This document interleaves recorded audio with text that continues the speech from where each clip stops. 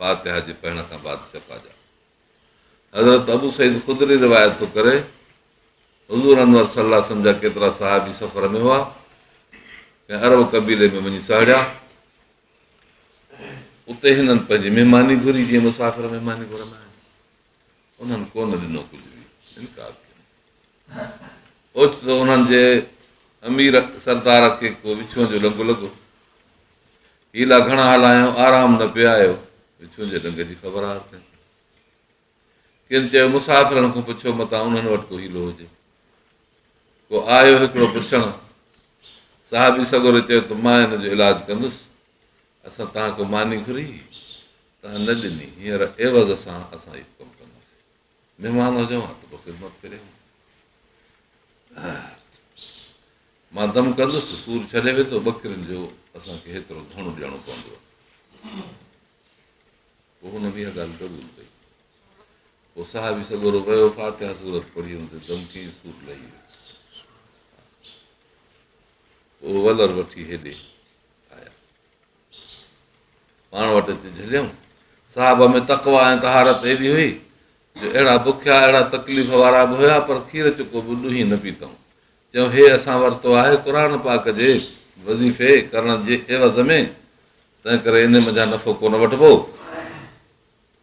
आया रसूलुल्लाह सल्लल्लाहु अलैहि वसल्लम, चयोसीं असां फलाणे कबीले में वियासीं, उन्हनि असांखे महिमानी न कई, हमरा दंगिजी पियो। पोइ शर्त सां त बाबा हेतिरो ॾींदव त पोइ असां दम कंदासीं।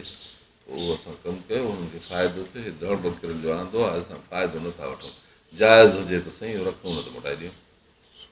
फरमायूं खिली हुननि खे त मुंहिंजो बि हिन में हिसो कयो। साहब ख़ुशि थिया। मतिलबु जो हीउ आहे त क़ुर पाक मझां हिकिड़ा फ़ाइदा असांजा जिस्मानी आहिनि, ॿिया आहिनि रूहानी फ़ाइदा। क़ुर पाक आख़िरत जे छोटकारे जे लाइ वॾी मुहिम थो रखे। दुनिया जे नफ़े लाइ बि क़ुर पाक में शफ़ात रखियल आहे ऐं फ़ाइदो रखियल आहे। पोइ जिस्मानी नफ़न हासिल करण लाइ जेकॾहिं को माण्हू मुआवज़ो वठे, इलाज तौरु उनखे इस्तेमालु करे ऐं माण्हू खे फ़ाइदो थिए, इहो दवा जे तौर ते आहे, दवा जो एवज़ वठिबो आहे। क़ुर शरीफ़ जे रूहानी फैज़ या तालीम क़ुर जे लाइ, आख़िरत जे नफ़े लाइ जेकॾहिं क़ुर पाक कंहिंखे ॾियणो आहे, पोइ उनजो एवज़ न वठिबो। हज़रत उमर फारूक रज़ी अलाह ताला अन्हु हिकिड़े शख़्स खे क़ुर शरीफ़ पढ़ायो। उन शागिर्द हज़रत खे हिकिड़ी कमान ॾियण जो इरादो कयो। हिन हज़ूर साईं खां पुछियो, साईं मूंखे फलाणो शागिर्द कमान ॾिए थो, जेका जंग में कमु ईंदी आहे, तीर कमान। फरमायो त अजर ज़ायो करणो हुजे त पोइ कमान वठि, शागिर्दीअ जे सिले में थो ॾिए, तंहिं करे। ऐं क़ुर पाक हुनखे थो सेखारियो आहे आख़िरत जे नफ़े लाइ। हितां सम्झ में आयो त रूहानी नफ़े लाइ क़ुर पाक खे इस्तेमालु करणु ऐं हुनजो एवज़ वठणु जाइज़ कोन्हे। हिते इहो फ़ाइदो जेको विछूअ जो जे ॾंग खां थियो हो, सो जिस्मानी फ़ाइदो हो, तंहिं करे इहो एवज़ वठणु साहिब खे जाइज़ थियो। ॿिया रूहानी नफ़ा बि हिन सां थींदा आहिनि। हसद वेंदो आहे क़ुर पाक जे फातिहा पढ़ण सां, हिर्स वेंदो आहे, खूंड तकबुर वेंदो आहे, माण्हूअ जे जिस्म में ज़हन में मर्तबे जी तलब रखियल हूंदी आहे त मां के इज़तूं माणियां दुनिया जूं, सोन जी तलब हूंदी आहे। फातिहा जे वज़ीफ़े पढ़ण सां अहिड़ा गंदा ख़्याल इंसान जे ज़हन मां निकिरंदा आहिनि। सुबुह जे सुनत ऐं फर्ज़ जे विच में जेकॾहिं को शख़्स 41 दफ़ा फातिहा पढ़े त जिस्मानी ऐं रूहानी मर्ज़नि खां निजात मिले।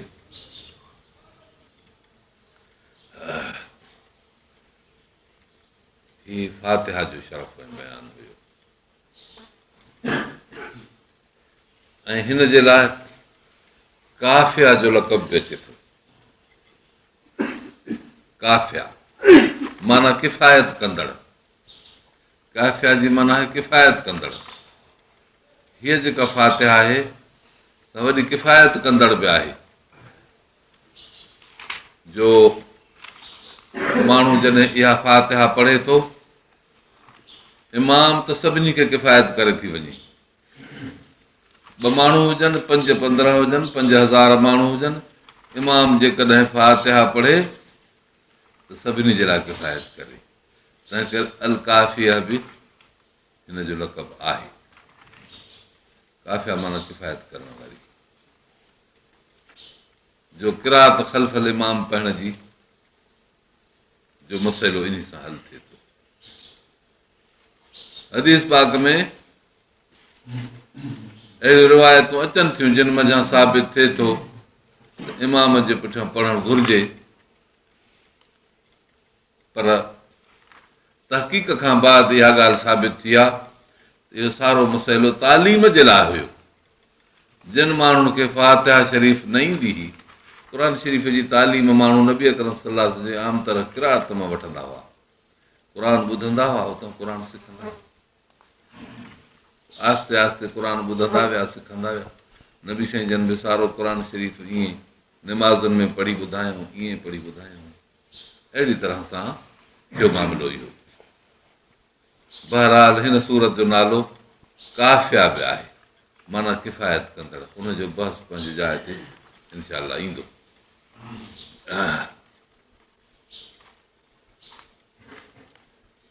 अल्हम्दुलिल्लाह जे लफ़्ज़ जी माना सभु तारीफ़ ख़ासि ख़ुदा जे लाइ। इहो हिकिड़ो अहिड़ो जुमिलो आहे जंहिंसां रब जे तारीफ़ जी ख़बर थी पवे, ऐं उहा तारीफ़ अलाह जी जेका सारी मौजूदात में आहे सा रुॻो अलाह जे लाइ। काथे बि का सुठी शइ ॾिसबी चइबो त अलाह जी तारीफ़, काथे का ख़ूबी ॾिसबी जेका तारीफ़ जोगी हूंदी चइबो त इहा अलाह पंहिंजो कमाल ज़ाहिर कयो आहे। हक़ीक़त में उन ज़ात पाक जो इहो कमाल आहे जंहिं पंहिंजे मख़लूकात खे अहिड़नि सिफ़तुनि सां सींगारे छॾियो। तंहिं करे ज़ाती तौरु या अहिड़े अता कयल कमालात जे वास्ते सां वरी बि रब तारीफ़ जे लाइक़ु चइबो, इहा तारीफ़ ॿिए जी न आहे। पोइ इन हंध में तारीफ़ कंदड़ अलाह तबारक व तआला जी का नई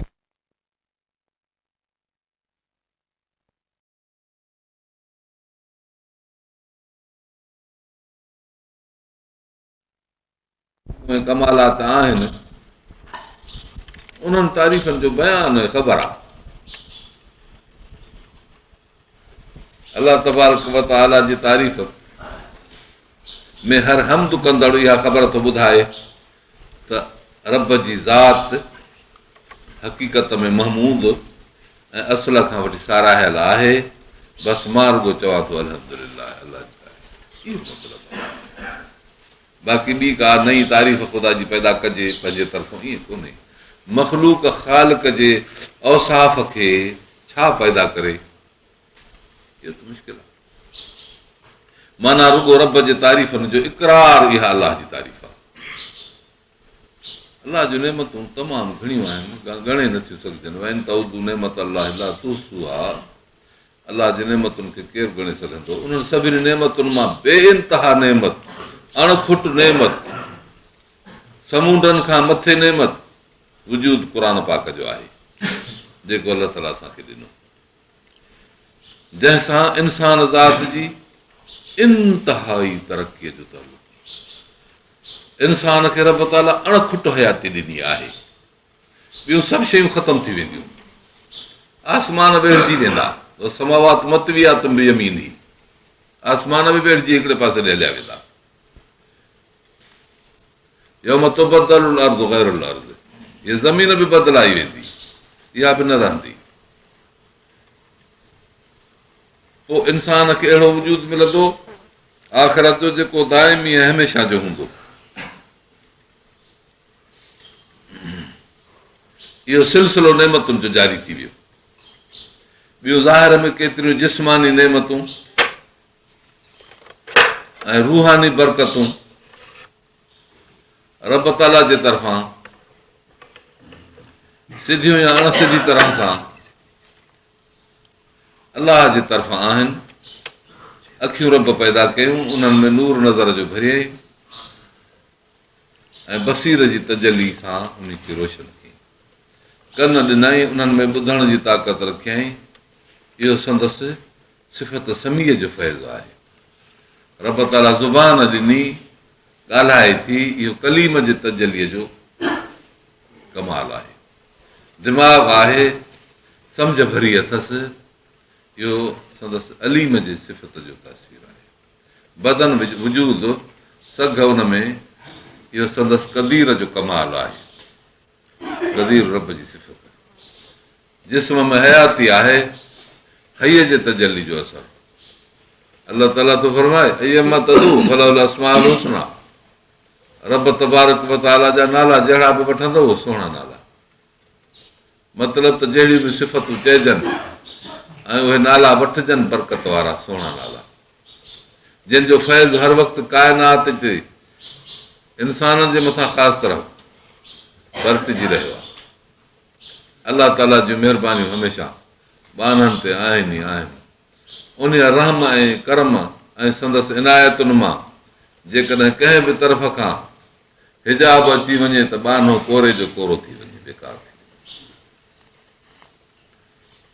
तंहिं करे उम्दे में उम्दियूं तारीफ़ूं जेकॾहिं कंहिंजियूं बि दुनिया में किथे बि को थियनि, से सभु फिरी गिरी अलाह जे लाइ आहिनि। छाकाणि त उहो काइनात में वजूद ऐं सिफ़ात जे कमाल जो सरचश्मो आहे।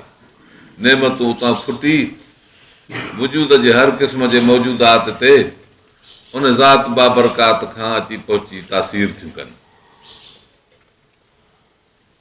अलाह ताला पंहिंजे पहिरीं सिफ़त रब्बुल आलमीन ॿुधाई आहे। रब जे सिफ़त जो असरु इहो आहे त हर शइ खे तमामु अदना हालत खां खणी मथे आला दर्जे ते पहुचाइजे।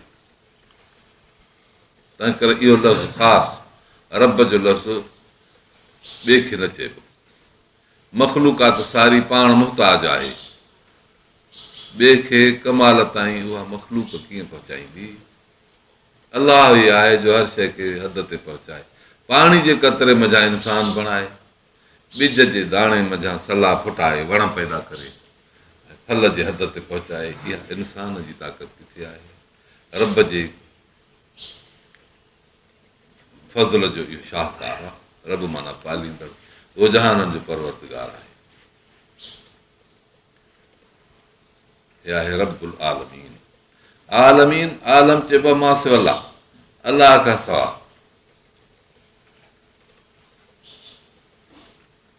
हर शइ इंसान खां सवाइ ॿिया बि केतिरा आलम आहिनि जेके जुदा जुदा क़िस्म रखनि था। हैवाननि जो जहान जुदा, वण नबातात इहे, तंहिंखां सवाइ जबल, ज़मीनूं, ककर, विजूं, रोशनायूं, इहे सभु फिज़ा में, सिज, चंड, सितारा, मलाइक आसमाननि में, ऐं ॿिया हिन जेको कहकशान पटो आहे, इन में केतिरी मख़लूक जेके असांजे इल्म में न आहिनि मौजूद। मतिलबु त लखे करोड़े मख़लूकात जा जेके बि क़िस्म आहिनि सभिनी जो पालींदड़ अलाह। तंहिं करे थियो रब्बुल आलमीन, सभिनी जहाननि जो पालींदड़ अलाह। हज़रत अबू सईद ख़ुदरी खां रिवायत आहे, मख़लूकात 40,000 क़िस्म, 40,000 क़िस्म, इहे थिया आलम सभई। फ़खुर राज़ी त चवे, हर मख़लूक जी पालना संदसि घुर्ज आर थिए थी, जेका हर आलम जे रहाकुन खे संदन तबियत मुताबिक़ आहे। जहिड़ो जंहिं जहान जो जहिड़े हाल में रहे थो, उते रब उन्हनि खे पाले थो। जेका बि मख़लूक आहे, 40,000 मख़लूक